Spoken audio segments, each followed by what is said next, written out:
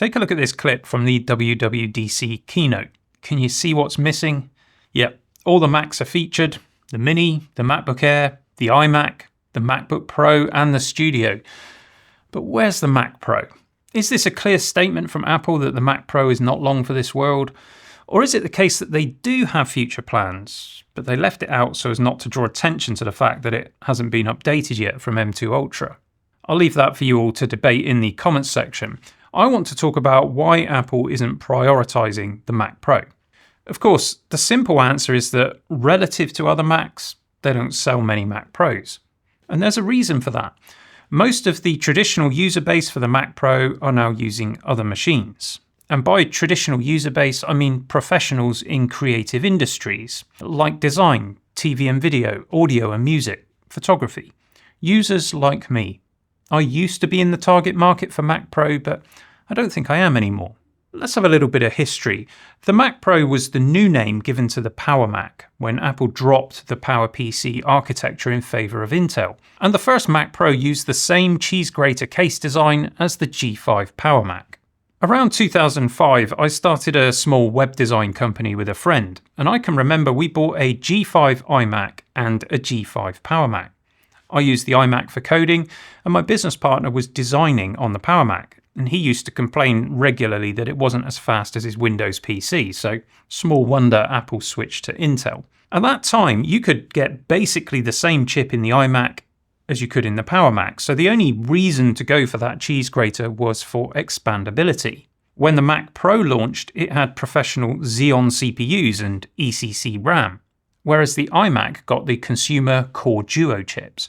So there was a clear distinction between the consumer grade and the pro-level machines. Like the Power Mac that it replaced, the Mac Pro remained at an accessible price point for creative professionals, so they carried on buying it. Design agencies would buy Mac Pro for their creatives. Recording studios were using the Mac Pro for audio production, its PCI expansion slots being perfect for add-in sound cards. TV and video studios were using Mac Pro for the same reason. You could install capture cards and powerful GPUs. And things remained this way through 5 generations of the cheese grater. But then it stagnated. Creative pros were calling out for something new, and Apple responded with a revolutionary redesign with the 6th generation, the trash can or 2013 Mac Pro. Expansion was gone. Sure, you could upgrade the memory and single SSD, and you could even upgrade the CPU if you're brave, but Apple had gone all in on the idea that we'd be switching to Thunderbolt for our expansion needs, and everyone hated that idea, which is ironic because Apple has done exactly this with the Mac Studio and the same users are now loving that. So maybe this thing was ahead of its time.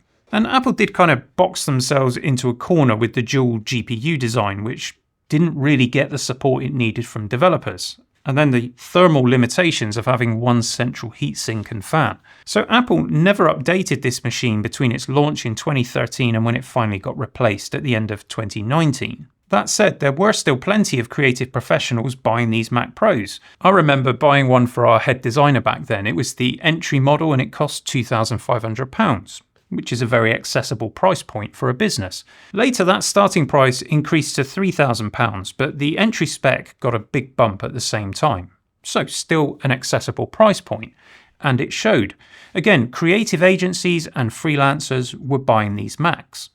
They were being used for video production too. The GPUs were, and still are, excellent for working with full HD footage.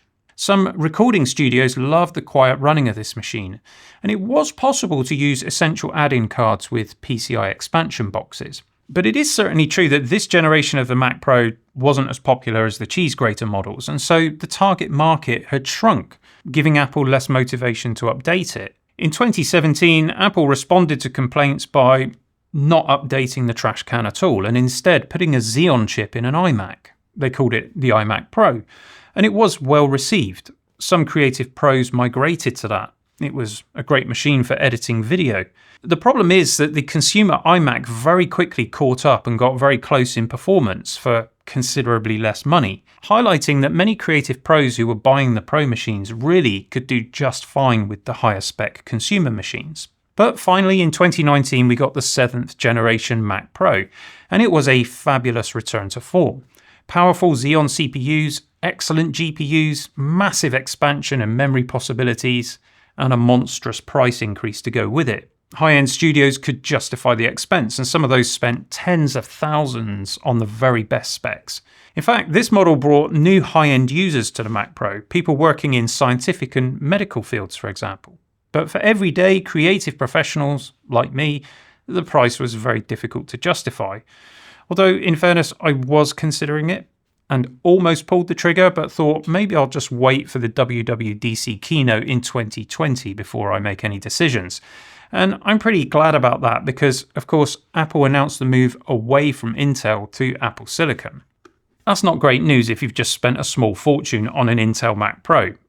I remember it being said at the keynote that Apple still had big plans for Intel Macs. Perhaps later Apple realised that didn't make any sense, or perhaps it was a barefaced lie to keep the Intel Mac Pros selling.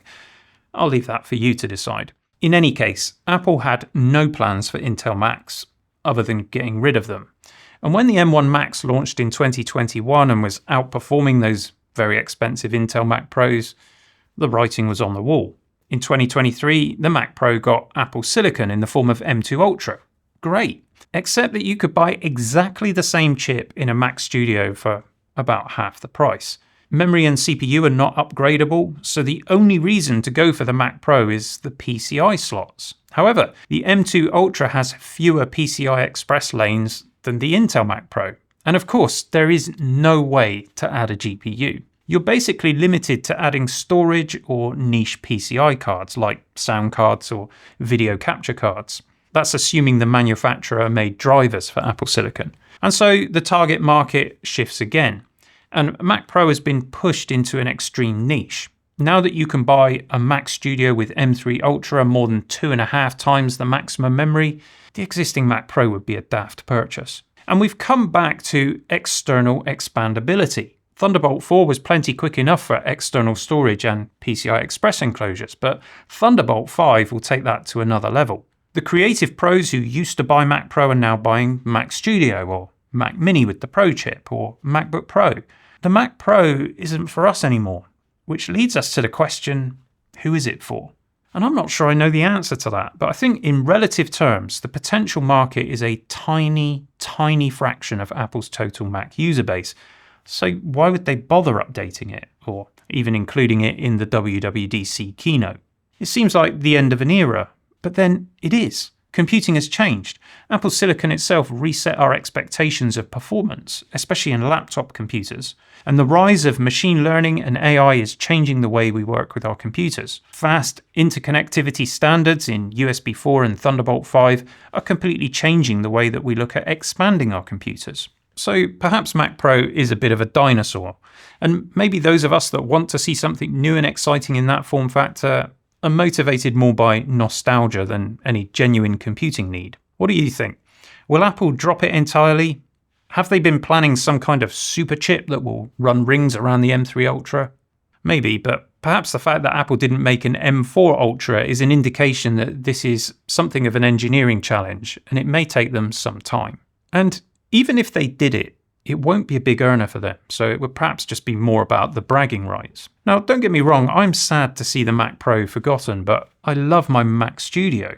It's all the computer I need for my creative workflows, and I think it's probably more of a spiritual successor to the previous generation of Mac Pro models than the current Mac Pro. Thanks for watching, see you again soon for some more geekery.